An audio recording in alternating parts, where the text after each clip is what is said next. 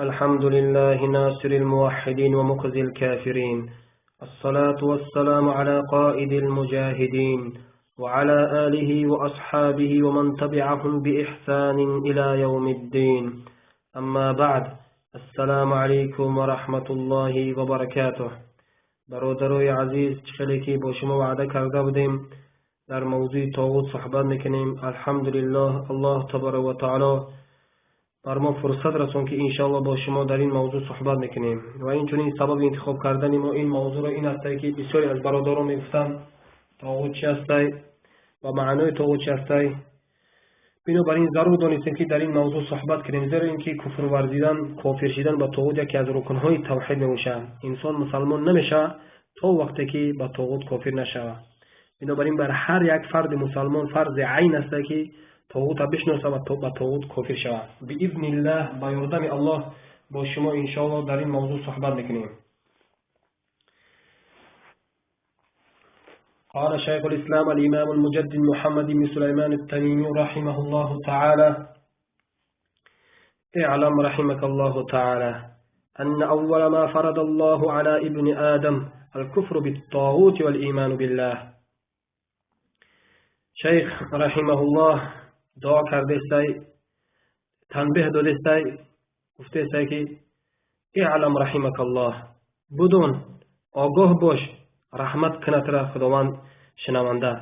یعنی در حق طالبین، در حق شنونده دعای خیر کرده است و گفته است که بدون آگاه باش که این چه است، این امر مهم است، مسئله مهم است.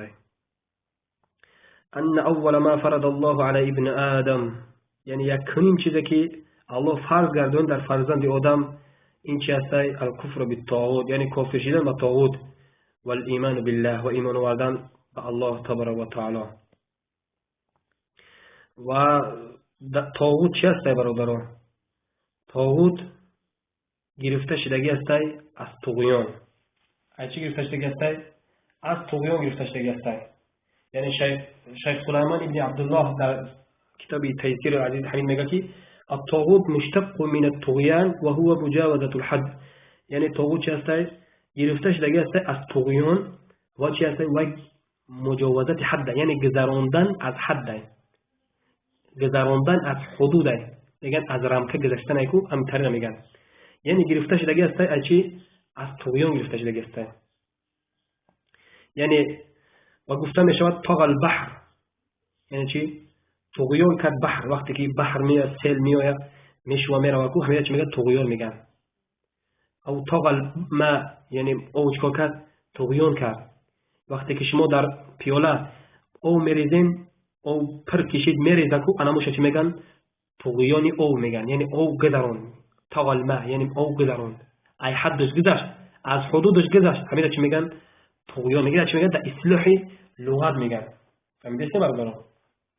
اینا چی میگن؟ مثال میگن که طغى الحاکم، چیکار کرد؟ طغیان کرد پادشاه. یعنی تجاوز الحد، ای حدش گذشت. تجبر، جار، یعنی چیکار کرد؟ جباری کرد و ظلم کرد. این چی میگن؟ اینا در اصطلاح لغت میگن. طاغوت اصطلاح لغتیش است استعمالی. و اینچنین الله تبارک و تعالی در سوره حاقه در آیه 11 میگه که اعوذ بالله من الشیطان الرجیم: إنا لما طغى الماء حملناكم في الجارية.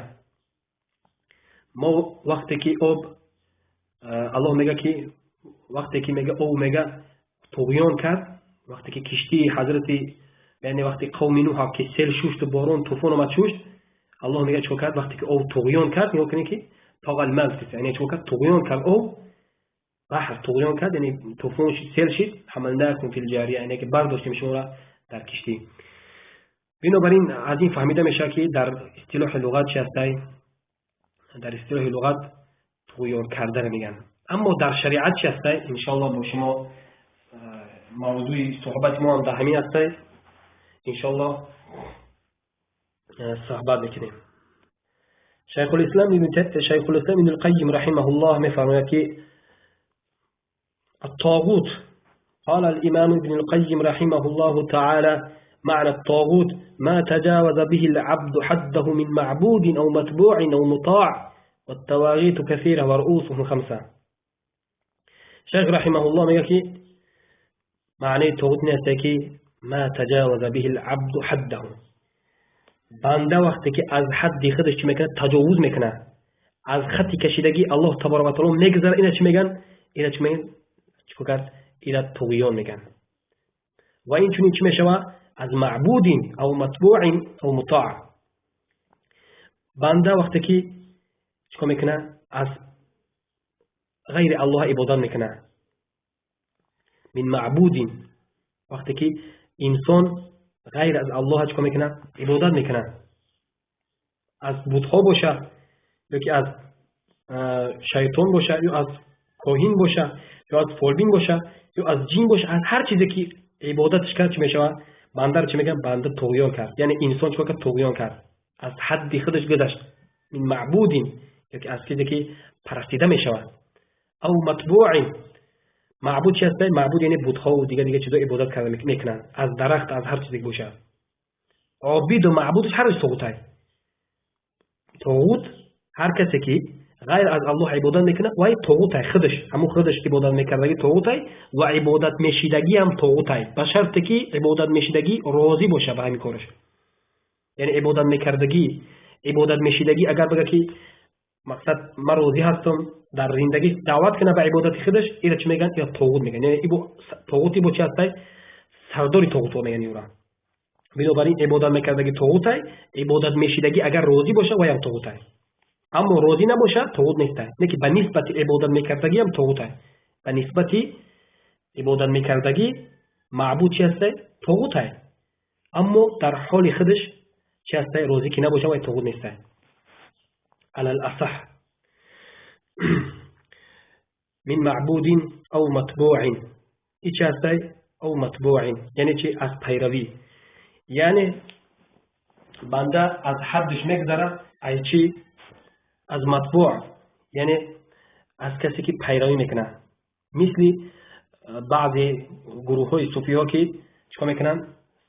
شیخوشون عبادت میکنن، شیخوشون میپرستن، شیخوشون هر چیزی که شیخوشون گفت همون کار میکنن، نگاه نمیکنن به شریعت. شریعتی و اونها چی شیدگی هست؟ شیخوش شیدگی است. هر چیزی که شیخوشون حلال میکنه حلالش میدونن، هر چیزی که شیخوشون حرام میگه حرامش میدونن. شیخوشون عبادت میکنن، پیشوی شیخوشون میدونن، خضوع میکنن، همین خیلی خضوع میکنن، همین خیلی طرف خطی میدونن که با پیشکی میدونن، با پیشکی میبرن، پیش نمیکنن با چیزشون. یا اینکه میان طلب میکنن، یا که اعتقاد دارن که شیخشون غیب میدونه. این هم چی میگن؟ عبادت میکردگی، یعنی همون خضوع میکردگی و همین اعتقاد داشتگی هم طاغوت است. و او کسی که چیکار میکنه؟ عبادت میکنه و هم طاغوت است. ایچ کو کسی شیخ الاسلام ابن القیم شرح داده معنی طاغوت. کیو که طاغوت میگن؟ هذه شرح بسیار داده، ان شاء الله هذه رساله شیخ میخونیم، شیخ محمد. نیکی او متبوع یعنی چی میکنه؟ ما تجاوز به العبد حده من معبود او متبوع. یعنی چی؟ بنده وقتی که تجاوز میکنه از حد خودش، از معبود، از غیر از الله عبادت میکنه، هر چیزی که باشه، درخت، کنده، مزار، بوتای، هر چیزی که باشه عبادت کنه. او متبوع یا این چی؟ از پیروی کردن هر گمراه. چیزی حلال گفتن، چیزی گفتن همین شریعت میکنه. نگاه نمیکنه که اینجا حدیث صحیح موندگی است، اینجا آیات قرآن استادگی است، نگاه نمیکنه. نمیگه که اینجا آیات قرآن است، نمیگه که اینجا احادیث پیغمبر خدا است. فقط چیکار میکنه؟ متعصب است به شیخش. اعتقادات شرکیات و خرافاتی که داره نسبت شیخش همه چیکار میکنه؟ باوری داره. اینا چی میگن؟ عبادت میکردگیش هم طاغوت است، عبادت شوندهش هم راضی باشه و هم طاغوت است. در تاجیکستان بسیار است، خیلی بسیار است. اعوذ بالله، پناه به الله.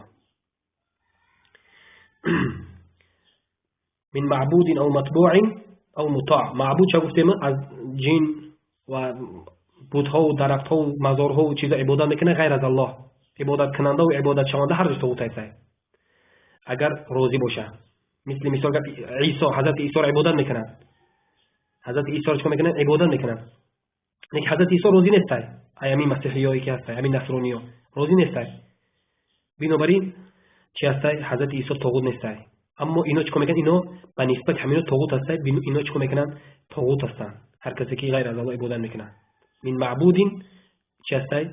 گفتیم که هر کسی غیر از الله عبادت میکنه، عبادت کننده عبادت شونده طاغوت است. او متبوع پیروی کننده هر طریقه‌ای که پیروی میکنه، هر طریقه‌ای را که پیش میگیرن صوفیای طریقت هستن کو غیر از شریعت الله. بعضیش اعتقاد داره که ما دیگه احتیاجی به شریعت نداریم، ما در وحی میشوه، ما در یعنی چی ما اتصال داریم مباشرتا به الله تبارک و تعالی، یعنی الله قطعی ما گپ میزنیم دیگه، ما احتیاج به پیغمبر نداریم، احتیاج به قرآن و سنت نداریم. اینا چی میگن؟ چه که در افغانستان یا تبر اومده بود دیده بودین شما یک دعوای مهدی کرد چه چیکار کرد، انیو چی میگن؟ اینا میگن پیروش هم طاغوت و پیروی میشیدگی هم چی هستی؟ مطبوع و هم طاغوت. فهمیدین؟ معبود و انا مطبوع به شرط چی باشه؟ به شرطی که روزی باشه چی میشه؟ طاغوت. اما روزی نباشه و در نفس خودش حال خودش طاغوت نیست. اما به نسبتی عبادت میکردگیش هم طاغوت، به نسبتی ویم به نسبت عبادت میکردگی هاش اما چیزا طاغوتای خوردش چی هست؟ طاغوت هست. مسئله اهمیت خوب دیم برادر که مسئله مهم است، درسی است، بنابراین ضرور است که بدونین. او معبود او متبوع او مطاع، یا اینکه چی؟ از اطاعت کرده شده، یعنی انسان اطاعت میکنه یک کسی را که الله تبارک و تعالی چه کرده است؟ نهی کرده است. یک کسی اطاعت میکنه در حرام کرده های الله و چیکار میکنه؟ اطاعت میکنه در حلال کرده های الله.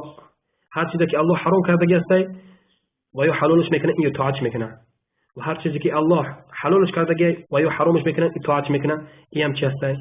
این هم عبادت اطاعت میکردگی هم طاغوت است، اطاعت شونده هم طاغوت است. بنابراین هر کسی که اطاعت میکنه طاغوت ها را، همین طاغوت هایی که به دموکراسی حکم میکنن، همین دو چی هستن؟ همین طاغوت هستن. اطاعت کننده هاش هم طاغوت است، اطاعت شونده ها هم طاغوت است.